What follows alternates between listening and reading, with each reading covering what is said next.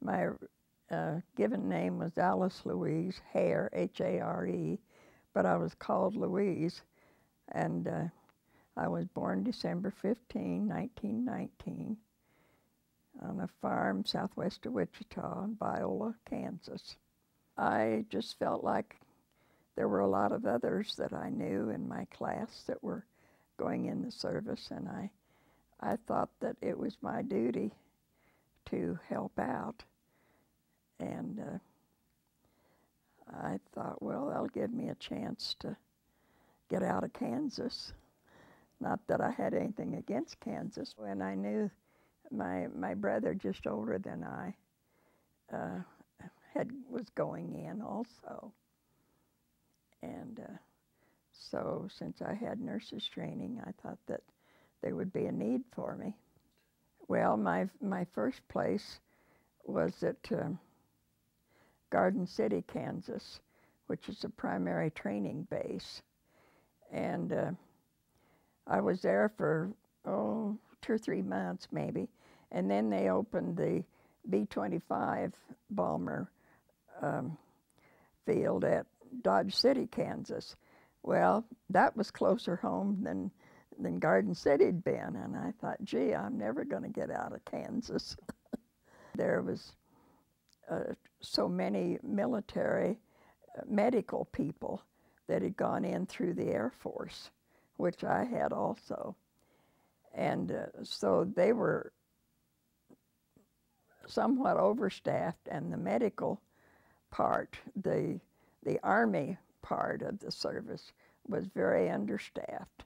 So they issued a blanket transfer out of the Air Force, a lot of different bases, for the medical people to be back in the Army again. Well, it was based right by the Huey P. Long Bridge along the Mississippi River, between the Mississippi River and Jefferson Highway. And this was, and then to the little ways west and south, or north it would have been, was the Camp Plauché, P-L-A-U-C-H-E. And it was a staging area and that was why it was called the NOPE, New Orleans Port of Embarkation. And then I can't remember when it was they started getting German prisoners in that area. And when they would need to be ill, why, they would come and we would treat them. One of the first experiences I had was they were taking the prisoners out to work in a sugarcane field one morning in the big GI truck. And they had a wreck. And there were, I think, 2 or 3 of the German boys that were killed. And they brought the rest of them in that were injured, and we had an empty ward. And we opened that up for a triage ward.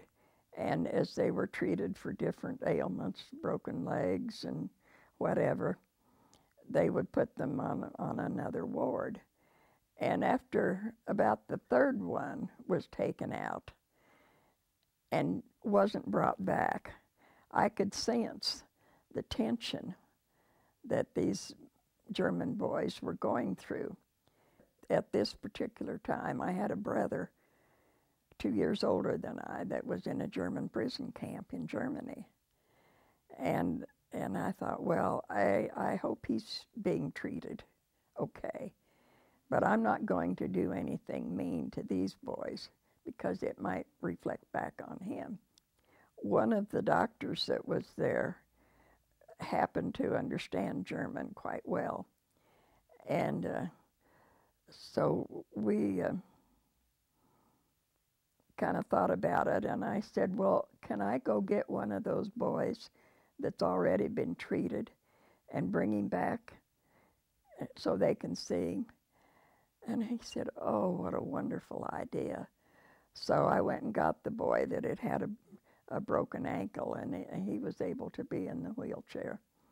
And the minute I walked in that door with him, the rest of those boys let out the biggest hoopla. And they were utterly relaxed then, because in their own mind, they thought they were being taken out and shot, which is, in essence, is what they knew would probably have happened in their land. One of the nurses that was in the same nurses' quarters that I was, she refused to take care of any of the German prisoners because she had a boyfriend that was in a prison camp. And like I told you, I had a brother that was in one too. But I always felt like if I mistreated them or didn't take care of them, which was my duty, that it might not be good. Oh, he came out in great shape. And he was fortunate. He was not really mistreated. I can't tell you how long he was in the prison camp. But while I was still in New Orleans, he was transferred back to Austin, Texas. And I remember going over on a 2 or 3 day furlough to see him. Most of them were in their 20s and just like our boys. I mean, they were humans. And one of the experiences that we had with the German prisoners, caring for them, as I told you, they took them out in the cane fields to work. And this one morning, we got this one boy in, Corporal Dorn was his name. And it was the third morning that he had refused to go to work. And they thought he was just gold bricking. And then they realized that he was in some illness. So they brought him in, and the doctor soon realized that he had a lot of fluid in his lungs. And so, and I happened to be the nurse that was helping them. And so they had this big long needle about so long. And when he saw that, he just knew that it was going to be torture. And we had a cross-reference dictionary, German and English, and so I could sense, and I tried to calm him down, and so they went ahead and put the needle in, and out came bloody fluid. So he knew then that they weren't torturing him. I asked the head doctor at the hospital if I could go down and get something for him to do. I said, he's a tailor by trade. And he also had a little girl that was about 18 months old that he hadn't seen yet. And at that time, you could buy little dresses that had the embroidery design stamped on them.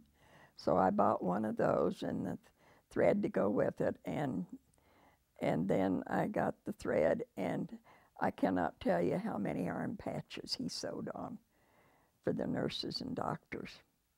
We kept him busy. One doctor, I told you, could speak German quite fluently. So he would ask him in German. And so after Dorn talked to them, then he would say, well, tell him. The other doctors would say, tell him. So at the end, they said, do you have any more questions? And he said he wanted to know what tell him and ask him meant. And I could not keep from laughing.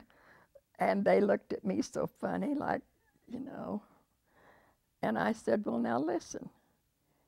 All he wants to know is what tell him and ask him means. And so, you know, that gave us all something. And as long as he was in there, invariably, when I'd come in his room, he'd say, tell him, ask him, tell him, ask him. Oh, it was a busy, busy place because there were several staging areas there, and they had a general hospital, too. But no, one of our hangouts was the Roosevelt Hotel, and it was right across the street from the Orpheum Theater. So there would usually be at least two of us girls would go, and a lot of times we dated different fellas and all, and we would go, and then we went down in the French quarters a lot, and then we went out. They had the riverboat Mississippi Queen that went up the river. Can't remember how far, but it made afternoon trips and night trips, and they had dancing on that, and so that was a lot of fun to go on. Well, one Sunday afternoon, there were some of the doctors and us nurses went on a little walk up the river, up the levee, and towards the bridge, and as I told you, maybe I didn't tell you, but a lot of our doctors were from the Bronx area of New York, and they had never, ever been out in farm life. Some of them had never been out of New York, I guess. So it was an eyeful of all they saw. And so this particular day, as we were coming by, the man was getting his dairy herd in to hook up to the milkers. And we were standing by the gate, and it was close enough. I was able to catch his attention. And I whispered to him, I said, I know you're getting ready to put the milkers on, but I said, is there a possible chance you would let me milk one of those cows? I said, I assure you, I know how to milk a cow. So he said, yes. And so he got me a stool and a bucket, and I sat down there, and I was able to get some milk. We got back while we went to our quarters and cleaned up a little bit, and when I walked in the dining room, these guys said, you should see her. She knows how to milk a cow. And they had never seen a cow, much less a woman milking one. The Bronx is different. Well, of course, I went in as a second lieutenant. And, about after a year and a half or so, I was promoted to first lieutenant. And I'm sure had I stayed in, I was eligible to become a captain, but I figured 4 years was enough. I wanted to get back to a more normal life.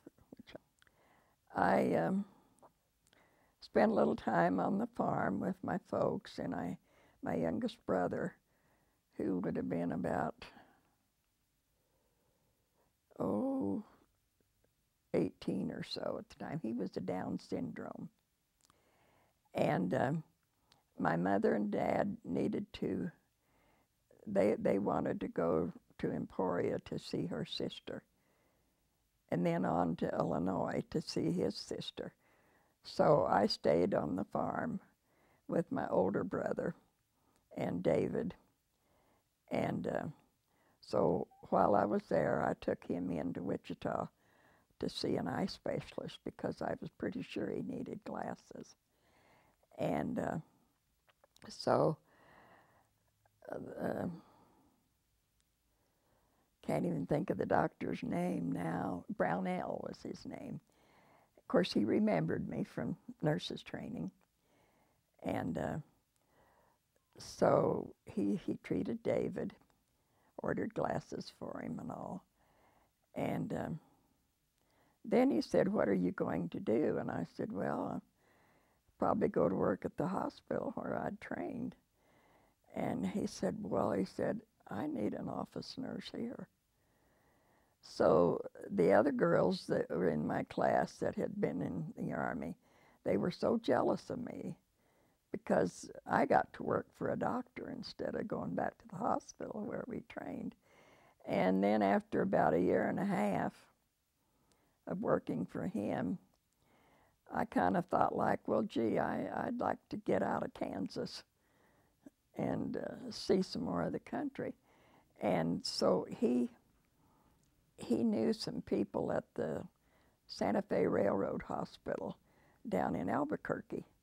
And he said that they needed nurses, and he was going down through there. So he took me down there. And then I was there for a year or so, and then I decided that I needed to see some more of the country, so I had a job at Flagstaff. Well, in the meantime, my oldest sister was having a baby, and it was her first one at the age of 40 or 41. And I went into the doctor with her, and in talking with him and all, he said, well, if you're going to be leaving Albuquerque, he said, I know where you can get a job. I know they need nurses. And he's told me up in Cortez. Well, he took me up there, and that's how I got to Cortez. And then one day we got this patient in that had been burned a little bit. I can't remember exactly how. But anyway, it turned out that his sister worked in the kitchen. And it turned out then that Rex and I, we ended up, after he got out of the hospital, dating. And even before that, I'd visited with his sister, because at the time there were 3 of us nurses lived in some rooms in the lower part of the hospital. And one evening at the supper table, I had gotten a letter from my sister that lived south of Emporia, Kansas, and she sent some pictures of her 2 little kids. And I was just being nice and showing them to Franny. And I said, would you like to see some pictures of my sister? What's her name? And I said, Maxine. And she said, Maxine Kramer? And I said, well, yes. Well, I used to live right beside her. And so it's such a small world. And this was in a little town east of Emporia, Kansas. And then her, when I got acquainted with Rex, and then when they built Cherry Creek Dam here in Cortez, the 2 of the fellows that had the contract to haul the riprap were truckers from Cortez. So Rex and his brother were 2 of the drivers that came up. And so then I came up. We weren't married yet, but he lived with his brother out on South Santa Fe, and I had an apartment in the Jayhawk Motel down on South Santa Fe, and then we got married the 3rd of February in 1949, I think it was. And then after that job was over, we moved back to Cortez, and I worked in the hospital there until after my husband died. And I also worked in the county health department some there.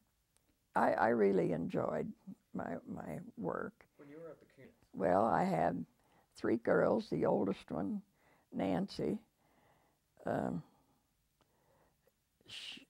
she's 51, I think, and she works at the University Hospital, senior outpatient clinic. And then Linda, the daughter that I live with here, she's been pretty much a wife and house mother, and she's taken care of quite a few kids and all. And then the youngest girl, Peggy, she lives in Greeley. And after my husband died in 1980, I waited 3 years before I left Cortez, and then I decided that I should spend more time with my children. So I came up to to Broomfield and was at the Highlander until, and then when my daughter and Linda and Steve bought this house, I was all set to go into a retirement home. And when they built the Salvation Army, built the Silvercrest in Broomfield, I had Steve and Linda come with me for the interview. And about a week later, Steve said, "Granny, we want to take you out for dinner." And so that was when they came up with, they said, "We're planning on buying a house and letting our daughter live in our double-wide trailer in Lafayette, and we want you to be a part of our family." So that was right at 3 years ago. And so Peggy at first was in Sterling. She worked for the Sterling Journal for a while, and that's where she met her husband. But they've lived in Greeley for some time now. She's a school teacher, and he works at the beef plant up there, the Montford beef plant. I was in on the ground floor of that senior center. I was on the board for. We've gotten a lot of compliments on it, and when we started having we raised, the seniors had a lot of dances around raising money for that senior center.